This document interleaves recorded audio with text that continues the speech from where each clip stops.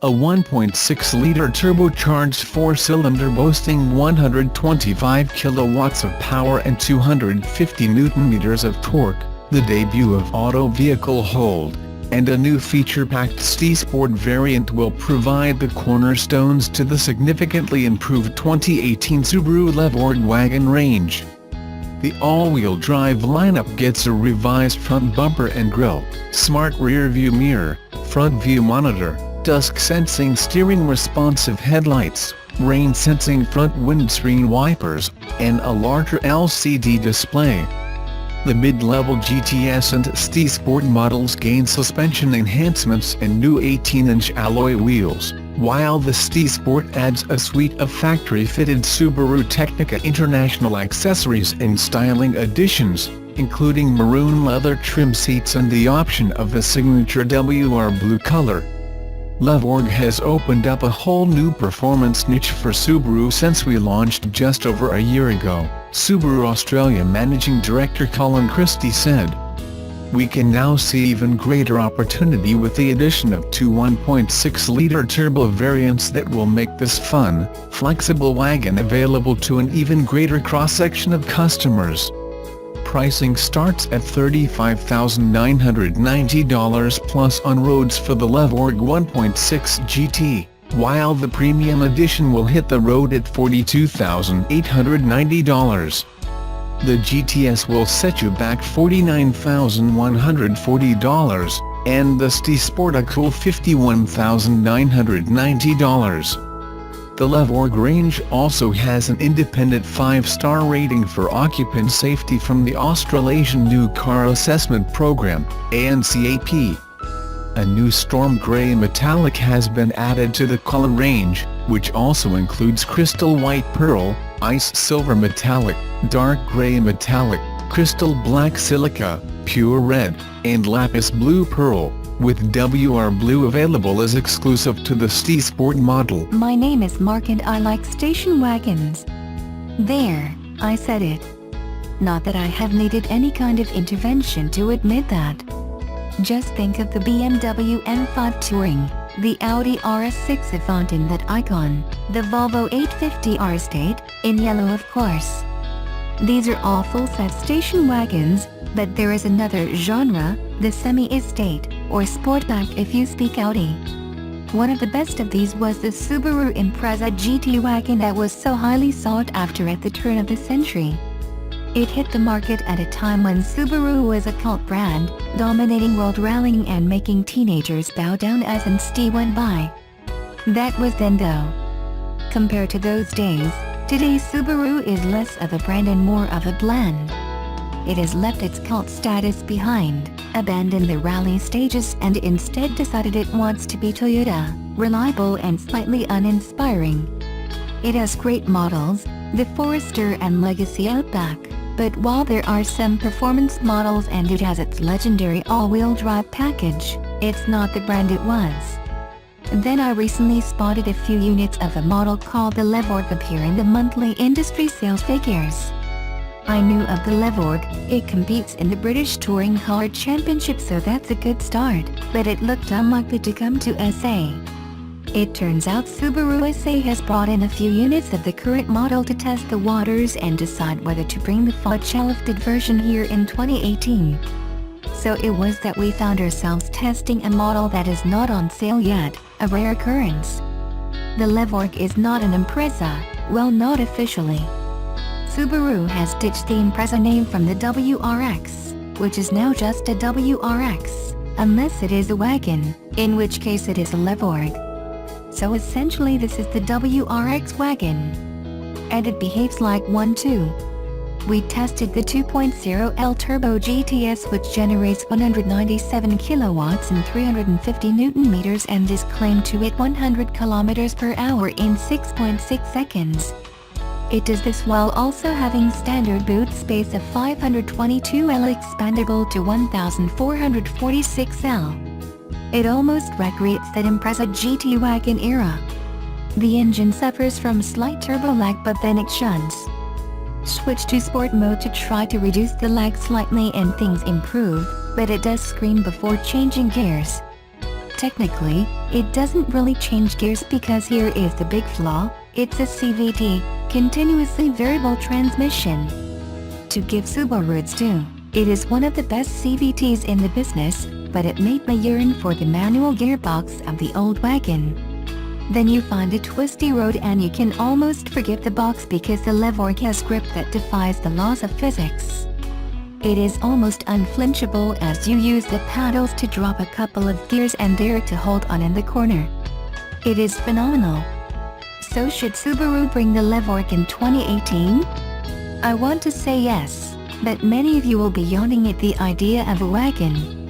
People like SUVs here.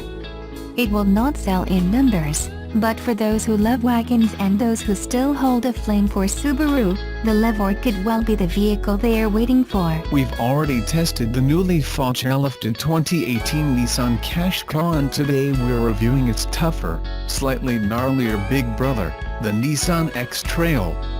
The two cars share much of their hardware, wrapped in different couture. The Qashqai mops up the large numbers of families who may be stepping from a hatchback or small family car, while the X-Trail is aimed more at folk who want more space, a smidge more mud pluggery and the ability to carry 6 passengers. This is an important car for Nissan. It claims the X-Trail is the world's biggest selling SUV with 766,000 sold globally in 2016, largely thanks to its rebadged status as the Nissan Rogue in the US, where it finds nearly 1/3 homes a year. It's also the company's flagship crossover, crowning one of the most diverse SUV ranges around, stretching from quirky Juke to slick Qashqai, practical X-Trail to chunky Navara pickup. What's new on the Nissan X-Trail for the 2018 facelift? This is a delicate, modest upgrade, it's fair to say. Nobody will fail to recognize this as an X-Trail, and the new, wider grille, bumpers and headlamp graphics provide only a little extra pizzazz.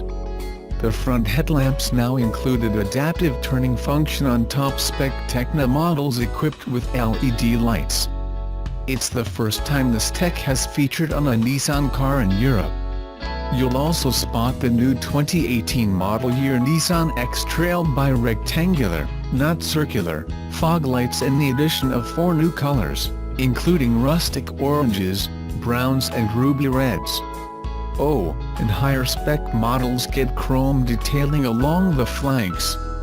What about the new 2018 Nissan X-Trail interior?